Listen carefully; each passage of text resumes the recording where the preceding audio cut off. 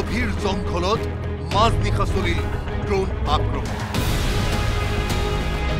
ভাৰত ম্যানমাৰৰ আন্তঃৰাষ্ট্ৰীয় সীমান্তৰ পৰা 10ৰ পৰা 27 কিলোমিটাৰ ম্যানমাৰৰ আভ্যন্তৰত চলা এই ড্ৰোন আক্ৰমণ আছিল আলফা স্বাধীনৰ বিৰুদ্ধে।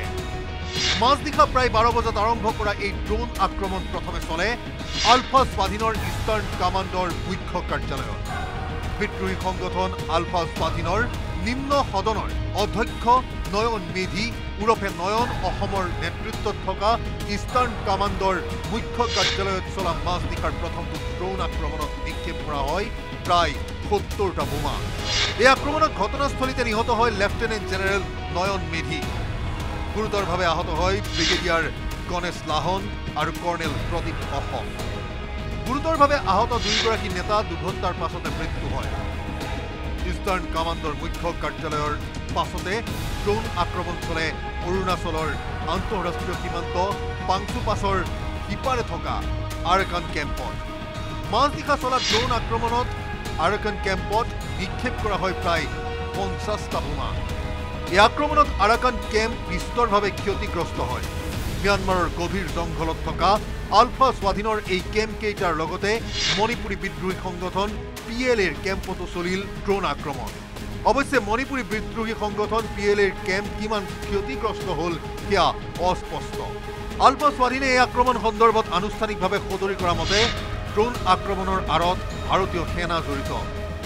আলফা স্বাধীনৰ মতে এই আক্ৰমণত ইজৰাইল আৰু ফ্ৰান্সত নিৰ্মিত ড্ৰোন ব্যৱহাৰ কৰিছিল ভাৰতীয় সেনাই।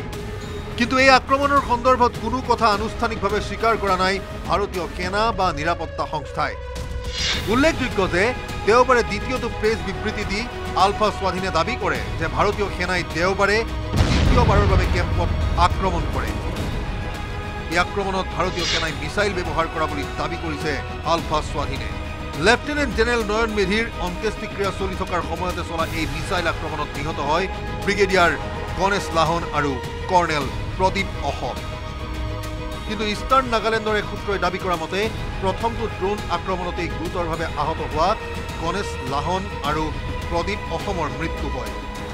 আলফা স্বাধীনে নিজে বিবৃতিযোগে সদৰি কৰা মতে এই আক্ৰমণত 19গৰাকী নেতা সদস্য আহত হৈছে। লগতে এই আক্ৰমণৰ যোগ্য উত্তৰ আলফা স্বাধীনে দিব বুলি ঘোষণা কৰিছে। ম্যানমাৰৰ গভীৰ জংঘলত থকা আলফা স্বাধীনৰ এই কেম্পত কৰা ড্ৰোন আক্ৰমণ হ'ল দ্বিতীয়টো ড্ৰোন আক্ৰমণ। বিগত বৰ্ষৰ জানুৱাৰীত সংঘটিত হৈছিল আলফা স্বাধীনৰ কেম্পত প্ৰথমটো ড্ৰোন আক্ৰমণ। ইয়াৰ পূৰ্বে টাগাৰ পৰা আলফা স্বাধীনক উৎখাত কৰিছিল ম্যানমাৰৰ সেনাই। সেয়া আছিল 2018 চনৰ ঘটনা।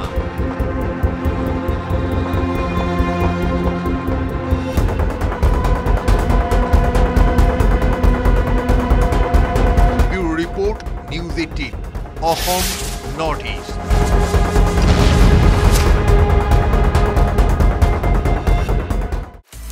আপুনি বিচৰা বাতৰি পাব কেৱল নিউজ 18 এপত। নিউজ 18 এপ ডাউনলোড কৰিবলৈ স্কেন কৰক এই QR কোড। গুগল প্লে ষ্টৰতো পাব এই নিউজ 18 এপ।